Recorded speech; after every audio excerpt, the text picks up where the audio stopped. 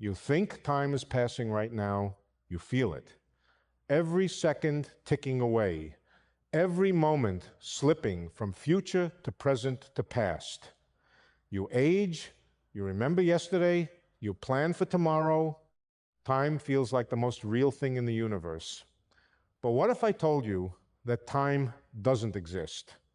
Not in the way you think. Not at all, actually. And I don't mean this as some philosophical word game. I mean it as a direct consequence of our best physics. Time is not fundamental. Time is not real. Time is an illusion created by the way you process information. And once you understand why, your entire sense of reality will never be the same. I'm Leonard Susskind. I've spent 50 years working on the deepest problems in theoretical physics: black holes, quantum mechanics, string theory, the holographic principle. And every single one of these areas points to the same disturbing conclusion. Time is emergent. Time is derived. Time is not woven into the fabric of reality. It's something that appears when you look at reality from a limited perspective. From the perspective of the universe itself, there is no time, there is no past, no future, no flow. There is only a timeless quantum state. Everything that ever happened, everything that will ever happen, all of it exists simultaneously in one eternal now. Let me start with something simple. Something you experience every day. The flow of time. You feel time moving forward. You remember the past but not the future. You experience causality. Events happen in sequence. Cause precedes effect. This seems so obvious, so undeniable, that questioning it feels absurd. But here's the problem. Nothing in the fundamental laws of physics says time has to flow. Look at Newton's laws. They're time reversible. If you film a planet orbiting the sun and play the video backward, it still obeys Newton's laws perfectly. The equations don't care which direction time goes. Look at Maxwell's equations for electromagnetism. Time reversible. The equations work just as well forward as backward. Look at Einstein's general relativity. Time reversible. You can have solutions where time runs backward and the math is perfectly happy. Even quantum mechanics. The Schrödinger equation that governs how quantum states evolve is time reversible.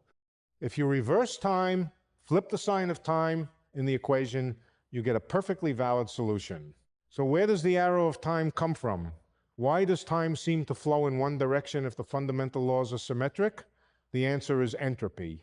The second law of thermodynamics. Entropy, roughly speaking, is disorder. And the second law says that entropy always increases. Systems become more disordered over time. A broken egg doesn't spontaneously reassemble. A mixed cup of coffee doesn't spontaneously unmix. Heat flows from hot to cold, never the reverse. This is the arrow of time, the direction in which entropy increases. But here's the crucial point. The second law is not a fundamental law.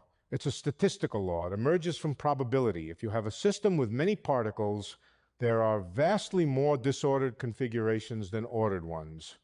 So when the system evolves randomly, it's overwhelmingly likely to move toward disorder simply because there are more disordered states to move into. Think of it this way. Imagine a box divided in half. All the air molecules are on the left side. That's an ordered state, low entropy. Now remove the divider. The molecules spread out randomly.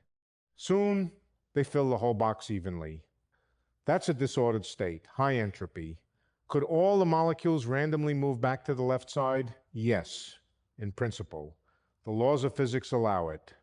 But the probability is so astronomically small that it will never happen in the lifetime of the universe. The arrow of time, the increase of entropy, is just probability in action.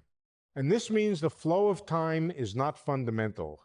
It's a statistical pattern that emerges when you have many particles and you coarse grain, when you ignore the microscopic details and look at the system macroscopically. But it gets stranger. In Einstein's general relativity, time is not separate from space. Space and time are woven together into a four-dimensional fabric called space-time. Events don't happen in space at a certain time. Events are points in space-time. The past, present, and future all exist together as part of the space-time geometry. From this perspective, time doesn't flow. The entire history of the universe, from the Big Bang to the end of time, is laid out as a static four-dimensional structure. Your entire life, every moment you've experienced and will experience, all of it exists simultaneously in space-time. You're not moving through time. You're a four-dimensional object stretched out along the time dimension. Your experience of now, of this present moment, is just your consciousness accessing one particular slice of your four-dimensional existence. This is called the block universe view, and it's a direct consequence of special relativity. In special relativity, simultaneity is relative. What counts as now depends on your state of motion. Two events that are simultaneous for you might not be simultaneous for someone moving relative to you. There is no universal now, no objective present moment that everyone agrees on. If there's no universal now, then the distinction between past, present, and future is observer-dependent. It's not built into reality. Einstein himself understood this deeply. After his friend Michel Besso died, Einstein wrote to Besso's family and said, "Now he has departed from this strange world a little ahead of me. That means nothing." People like us who believe in physics know that the distinction between past, present, and future is only a stubbornly persistent illusion. Einstein knew the flow of time is an illusion, but even the block universe picture, even space-time itself, is not fundamental. This is what I've learned from working on black holes and the holographic principle. Space-time is emergent. It arises from something deeper, something that has no time in it at all. Let me explain what I mean. In the 1970s, Jacob Bekenstein and Stephen Hawking discovered something shocking about black holes. Black holes have entropy, they have a temperature, they radiate, and the entropy of a black hole is proportional to the area of its event horizon, not its volume. This was completely unexpected. Entropy usually scales with volume. The entropy of a gas in a box depends on how much gas you have, how much volume it fills, but for black holes, it scales with area. This suggested something profound. If entropy measures information, and a black hole's entropy scales with area, then maybe the information content of any region of space is fundamentally bounded by the area of its boundary, not its volume.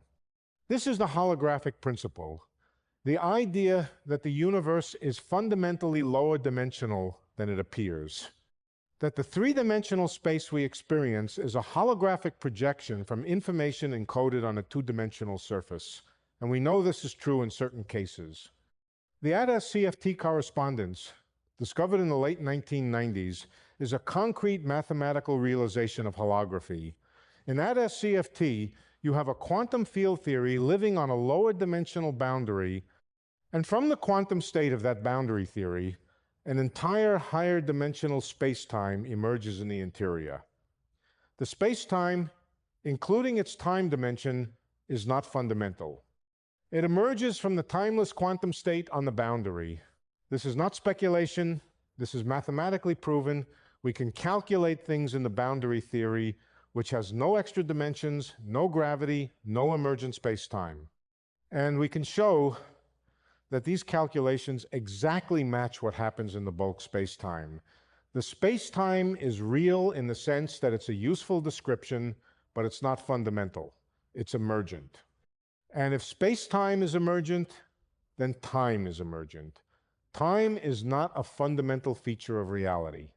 Time is something that appears when you look at correlations in a timeless quantum state and organize them in a particular way. Let me make this more concrete. Imagine the universe is fundamentally described by a quantum state, a vector in a huge Hilbert space. This state just is. It doesn't evolve, it doesn't change, it's timeless. It exists, period.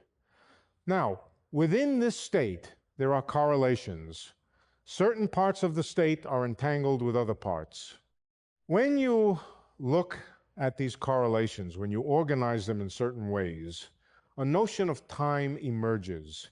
You can define a sequence of events, you can define causality, you can define the direction in which entropy increases, but these are all emergent concepts. They're ways of organizing the information in the timeless quantum state. They're not features of the state itself. Think of it like a book. A book is a static object. The whole story exists all at once on the pages, but when you read the book, you experience it as a sequence. First chapter 1, then chapter 2, then chapter 3. The narrative unfolds in time as you read, but that unfolding is not a property of the book. It's a property of how you read the book. The universe is like that. The quantum state is like the book. All of it exists timelessly. Your experience of time is like reading. It's how you access and process the information in the state. Time is the order in which you read the universe. Now you might be thinking, okay, Lenny, this is all very abstract, but I experience time. I remember the past. I don't remember the future. I age. My body changes. Time is real for me, even if it's not fundamental. How do you explain that? And you're right to ask. The emergence of time is subtle. Let me walk you through it. You are not separate from the universe. You are part of the quantum state. You are a pattern of information within that state. And that pattern has a particular structure. It has memory. It has records of the past encoded in its current configuration. Your brain has memories. Your body has scars. The universe around you has traces of past events. These records all correlate with each other in a consistent way, and this consistency defines a direction in time. Here's what I mean. Imagine the quantum state of the universe includes a configuration where you have a memory of eating breakfast this morning. That memory correlates with crumbs on the table, with a certain level of glucose in your blood, with photons that scattered off you during breakfast and are now traveling through space. All of these pieces of information are consistent with each other. They all point to a coherent story about the past. This coherence, this consistency of records, is what defines the past. The past is not something that happened. The past is a set of correlations in the present quantum state. Events we call past are configurations that are correlated with records we have now. And the future? The future is configurations that are not yet correlated with records now. From the perspective of the timeless quantum state, past and future are both just different regions of the state.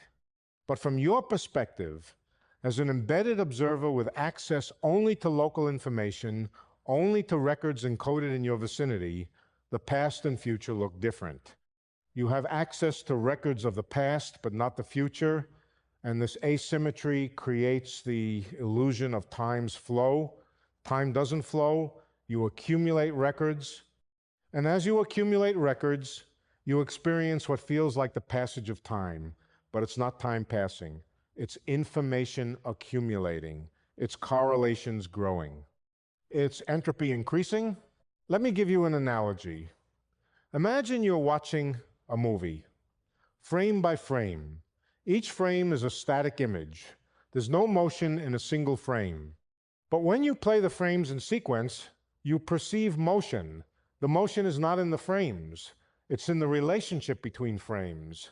It's in how your brain processes the sequence. Time is like that.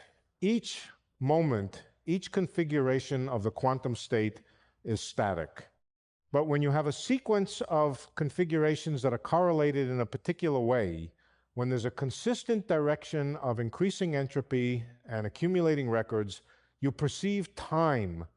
The time is not in the configurations. It's in the relationship between them. It's in how you process the information. Now, let me connect this to something I mentioned earlier, photons, particles of light. From a photon's perspective, no time passes. A photon emitted from a star millions of light years away and absorbed by your eye experiences zero proper time. From its perspective, emission and absorption are the same event. There is no journey. There is no time in between. This is not a quirk of photons. This is a hint about the nature of time itself. Photons travel at the speed of light, and at the speed of light, time stops. The closer you get to the speed of light, the more time dilation you experience. Time slows down for you relative to someone at rest. If you could reach the speed of light, time would stop completely. You would experience all of space-time as a single instant. This tells us something profound. Time is not absolute. Time is observer-dependent. It depends on your motion, your position in a gravitational field, your state, and in the limit where you approach the speed of light, time disappears entirely. The universe, from the photon's perspective, is timeless. And if the universe is fundamentally a quantum state, and that state includes all possible configurations, all possible observers, then the fundamental perspective is the timeless one. Time only appears for observers moving slower than light, for observers with limited information, for observers like you and me who are localized in space and trapped below the cosmic speed limit. And here's what I find most beautiful about it. Once you understand that time is emergent, once you see that the universe is fundamentally timeless, everything connects. Quantum mechanics connects to general relativity. Information theory connects to thermodynamics. The arrow of time connects to entropy, connects to memory, connects to consciousness. It all fits together. The universe is not a random collection of disconnected phenomena. It's a unified whole, a timeless quantum state from which everything emerges. And time, the thing you thought was most real, the thing you experienced most directly, is the key to understanding how it all fits together. Time is not fundamental. Time is emergent. Time is how you, as a localized observer with limited information, experience the correlations in a timeless quantum state. And once you see this, you can never unsee it. You can never go back to thinking time is real in the simple way. You look at a clock and realize it's not measuring time. It's measuring correlations. It's measuring entropy. It's measuring the accumulation of records. You'll remember the past and realize you're not accessing something that happened. You're accessing information encoded in the present state. You'll think about the future and realize it's not something that will happen. It's something that already exists as part of the timeless structure of reality. Does this mean you should stop caring about time? Should you stop planning for the future or cherishing the past? No, because even though time is emergent, it's still real at the level you experience it. Just like temperature is emergent from molecular motion but still real. Just like solidity is emergent from electromagnetic forces but still real. Time is emergent from the timeless quantum state but still real for you. The flow of time is how you experience the structure of reality. And that experience matters. It's part of what makes you, you. But understanding that time is emergent changes how you think about that experience. It connects you to something deeper, something timeless. It shows you that you're not just a temporary pattern moving through time. You're a permanent structure in the eternal quantum state of the universe. Every moment of your life, every decision you've made, every experience you've had exists forever as part of that structure. You're not disappearing into the past. You're part of something that transcends time entirely. This is what decades of theoretical physics have taught me. This is where the math leads. This is what black holes and holography and quantum mechanics are telling us. Time doesn't exist, not in the fundamental way. Time is emergent. And recognizing this is one of the great intellectual achievements of our era. We've looked past the surface of reality and seen the timeless structure beneath. And that structure is more beautiful, more elegant, more profound than anything we imagined. So the next time you look at a clock, remember what you're really seeing. You're not seeing time pass. You're seeing correlations accumulate. You're seeing entropy increase. You're seeing the emergent structure of a timeless quantum state revealing itself to you moment by moment, and you're part of that structure, an eternal pattern woven into the fabric of reality itself. Time doesn't exist, but you do, forever, as part of the timeless quantum state of the universe. And that's a far more beautiful truth than any illusion of flowing time could ever be. Welcome to the real universe, where time is emergent and eternity is now.